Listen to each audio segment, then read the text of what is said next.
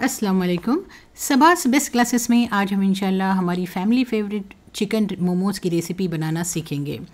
ये बहुत ही फ़ायदेमंद रेसिपी है क्योंकि आप इन मोमोज़ को फ्रेश बनाकर खा सकते हैं। इसे बनाकर आप फ्रीज़ करके रख सकते हैं, ये कई दिनों तक ख़राब नहीं होंगे। आप स्पेशली रमज़ान के लिए इसे बना कर रखें, ये 1 महीने तक इंशाल्लाह बिल्कुल ख़राब नहीं होंगे।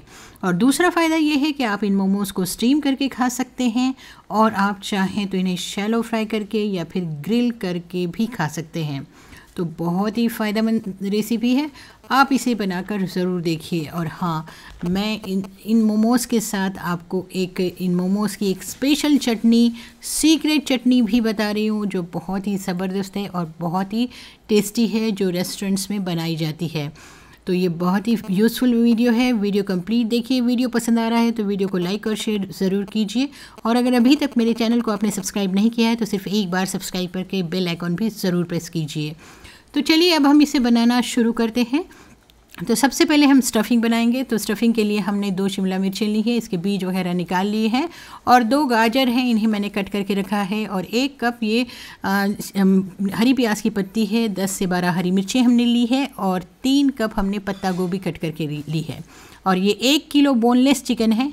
बोनलेस चिकन को आप धो लीजिए। अब देखिए, हम ये जो कैप्सिकम है इसको हमने बारीक चॉप कर लिया है चॉपर में, और साथ ही हमने जो कैबेज है यानी पत्ता गोभी को भी हमने इस तरह से चॉप कर लिया है। आप चाहें तो अपने हाथों से चाकू से भी चॉप कर सकते हैं। उसके बाद हमने चिकन को भी इस तरह से बिल्कुल बारीक पीस लिया है। अब ये सारी चीज़ें यानी सब्जियां चॉप कर लीजिए और चिकन को बारीक पीस लीजिए। उसके बाद हम इसमें डालेंगे 4 टेबलस्पून सोया सॉस, और नमक टेस्ट के हिसाब से ऐड करेंगे, और साथ ही हम इसमें ऐड करेंगे 3 टेबलस्पून विनेगर। ये विनेगर प्रिजर्वेटिव का भी काम करेगा और साथ में टेस्ट भी बढ़ाएगा। सारी चीज़ों को अच्छी तरह से मिक्स कर लीजिए। विनेगर सभी सब्जियों पर अच्छी तरह से लगना चाहिए ताकि ये ख़राब ना हो। और 1 टेबलस्पून काली मिर्च पाउडर डालिए, 2 टेबलस्पून आपने बारीक चॉप किया हुआ लहसुन, और 2 टेबलस्पून बारीक की हुई अदरक ऐड कीजिए, और सारी चीज़ों को अच्छी तरह से मिक्स कीजिए। और हाँ, आप अगर ज़्यादा दिनों तक प्रिजर्व करना चाहते हैं तो आप इसे ग्लोव्स पहनकर मिक्स करें या फिर चम्मच से मिक्स करें। अब हमने आधा लीटर पानी लेना है, ये नीम गर्म पानी है, उसमें हमने 1 टेबलस्पून शक्कर डाल दी, और शक्कर को आप अच्छी तरह से मिक्स कीजिए क्योंकि हम यहाँ मैदा गूंदने के लिए ये पानी तैयार कर रहे हैं। तो उसके बाद हम 1 किलो मैदा लेंगे। मैदे को हमने अच्छी तरह से छान कर लेना है। ये मैदा गूंदने के लिए हम पानी तैयार कर रहे हैं। तो देखिए, हमने मैदा अच्छी तरह से छान कर लिया। उसमें हम ऐड करेंगे 1 टीस्पून नमक, और फिर डाल दीजिए 3 टेबलस्पून तेल, और फिर उसमें डाल दीजिए ये शक्कर वाला पानी। ठीक है, और इस तरह से आप इसे गूंद लीजिए।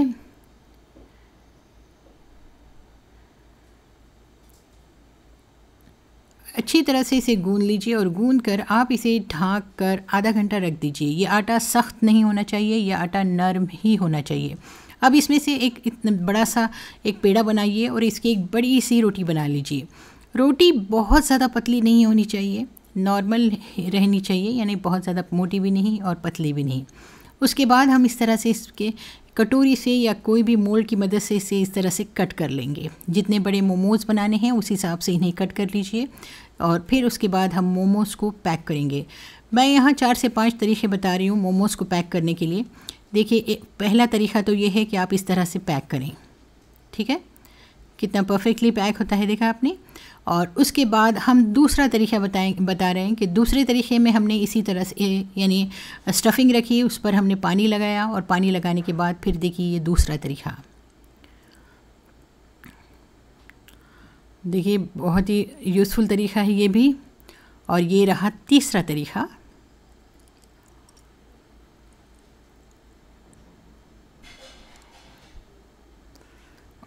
ये हो गया तीसरा तरीक़ा, और अब हम बताएंगे आपको ये चौथा तरीक़ा।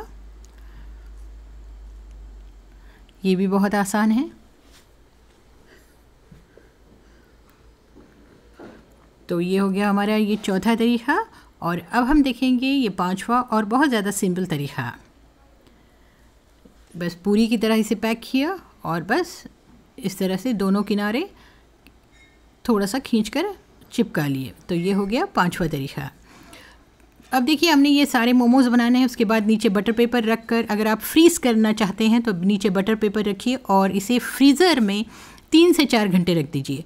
3 से 4 घंटे रखने के बाद ये बिल्कुल हार्ड हो जाएंगे। देखिए इस तरह से सख्त हो जाएंगे। और जब ये सख्त हो जाएंगे तो तब आपने क्या करना है, इस बटर पेपर से ये निकालना है और फिर हमने एक ज़िप-लॉक बैग लेना है और ज़िप-लॉक बैग लेकर उसमें हम ये सारे मोमोज़ डाल देंगे। यानी जितने मोमोज़ डालने हैं उतने डालिए और उसके बाद ज़िप-लॉक बैग को लगा दीजिए और लगाकर आप इसे किसी प्लास्टिक के डब्बे में या किसी प्लास्टिक में ऐसे ही फ्रीज़र में ही रख दीजिए। तो ये 1 महीने तक बिल्कुल ख़राब नहीं होंगे। आप जब चाहें जब निकालें और बना लें। अब देखिए हमने एक नॉन स्टिक पैन को गर्म किया, उस पर थोड़ा सा तेल डाला और फिर उस पर मोमोज़ रख दिए और ढक्कन ढाँक कर हम इसे 5 मिनट पकाएंगे। देखिए अब इसे पलटा कर देखिए, नीचे हल्का सा जब ब्राउन होने लगेगा तब आप इस पर थोड़ा पानी डाल दीजिए। जैसे ही भाप निकलने लगेगी तब आप इस पर ढाँपें और ढाँक कर आप इसे फिर से 10 से 15 मिनट धीमी आंच पर पका लें। धीमी आंच पर पकाने के बाद देखिए ये इस तरह से पक जाएंगे। आप चाहें तो इस तरह बनाएं या फिर आप इसे स्टीम करना चाहते हैं तो आप इडली के सांचे पर ऑयल लगाएं। ऑयल लगाकर इसमें मोमोज़ रखें और मोमोज़ रखकर जिस तरह से इडली को स्टीम करते हैं सेम उसी तरह से आप स्टीम कर सकते हैं। या फिर जो उसका तरीक़ा है, यानी जो स्टीमर होते हैं मोमोज़ के, तो उसमें भी आप बना सकते हैं। इस तरह के स्पेशल मोमोज़ के ये स्टीमर आते हैं, आप उसमें भी ये कर सकते हैं। इस तरह के जो स्टीमर होते हैं इस पर आपने बटर पेपर रखना है और बटर पेपर रख कर इस पर मोमोज़ रखें और मोमोज़ रख कर इसे ढाँक दें। यानी इसका जो ढक्कन होता है उस पर उसे ढाँक दें और नीचे किसी कढ़ाई में या बड़े से टोकरे में पानी रखें और इस पर ये स्टीमर रख दें। तो इस तरह से आप इसे स्टीम कर सकते हैं। देखिए इसका ये ढक्कन इस तरह ढाँकें और ढाँक कर किसी बर्तन में, बड़े से बर्तन में थोड़ा सा पानी रखें और उस पर ये स्टीमर रख दें तो ये स्टीम हो जाएंगे। देखिए इस तरह से, यानी नीचे मैंने बटर पेपर रखा, उस पर ये मोमोज़ रखे और मोमोज़ रखकर हमने इसे स्टीम कर दिया।